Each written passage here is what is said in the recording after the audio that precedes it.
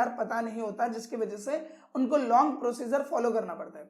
जैसे मान लो कि कई बार हमें बैलेंस शीट को क्रॉस चेक करना पड़ता है। जैसे मान लो आप रिसिप्ट में एंट्री कर रहे हो, आपने एक एंट्री करी, फिर आप बैलेंस शीट में गए, आपने चेक किया। एग्जाम्पल के लिए मान लो कि मैं यहाँ पे कोई एंट्री कर रहा हूँ, जैसे मैंने कैश लिखा, इसके बाद मुझे ध्यान आया कि मुझे बैलेंस शीट में पहले डेटा चेक करना है। अब आप क्या करते हो, आप स्केप करके इस एंट्री को डिक्लाइन कर देते हो, मतलब आधे में छोड़ देते हो, और फिर आप आते होंगे बैलेंस शीट में और यहाँ पे चेक करते होंगे।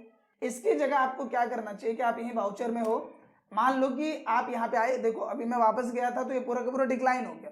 अब सिंपली हम यहाँ पे कैश सेलेक्ट कर लेते हैं एंड मान लो कि हमने कुछ और भी यहाँ पे सेलेक्ट कर लिया, लाइक हम यहाँ पे सेलेक्ट कर लेते हैं कमीशन। इस तरीके से हमने सेलेक्ट कर लिया। अब देखो कि अगर अब मुझे कोई बैलेंस शीट में कोई डेटा चेक करना है तो मैं यहाँ वापस नहीं जाऊंगा। हम यहाँ पे क्या करेंगे कि ऊपर आप नोटिस करोगे यहाँ पे जी लिखा हुआ है, और जब आप ऑल्ट जी को प्रेस करोगे तो सिंपली यहाँ पे आपको कॉमन रिपोर्ट्स के सेक्शन में आपको सारे ऑप्शन मिल जाएंगे। बैलेंस शीट का, प्रॉफिट एंड लॉस का, कैश बुक या बैंक बुक का, डे बुक का, लेजर वाउचर्स का, सारे ऑप्शन मिल जाएंगे। हम यहाँ पे गए, सिंपली बैलेंस शीट में एंटर प्रेस किया, जो भी देखना है देख लिया और सिंपली वापस आ गए।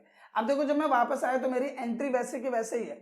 अगर मैं वापस जाता, जैसे कि हमने अभी थोड़ी देर पहले किया था कि एस्केप किया, वाउचर से हटे हम और फिर हम गए बैलेंस शीट में, वैसे चेक किया तो वैसे में पूरी एंट्री डिक्लाइन हो रही थी। लेकिन यहाँ पे हम क्या कर रहे हैं कि हम सीधा यहाँ गो टू में गए और यहाँ से जाके हमने बैलेंस शीट ओपन करी, जो देखना है देखा, और दोबारा जहां तक हमने काम कर लिया था वहीं पे हम सीधा सीधा आ गए।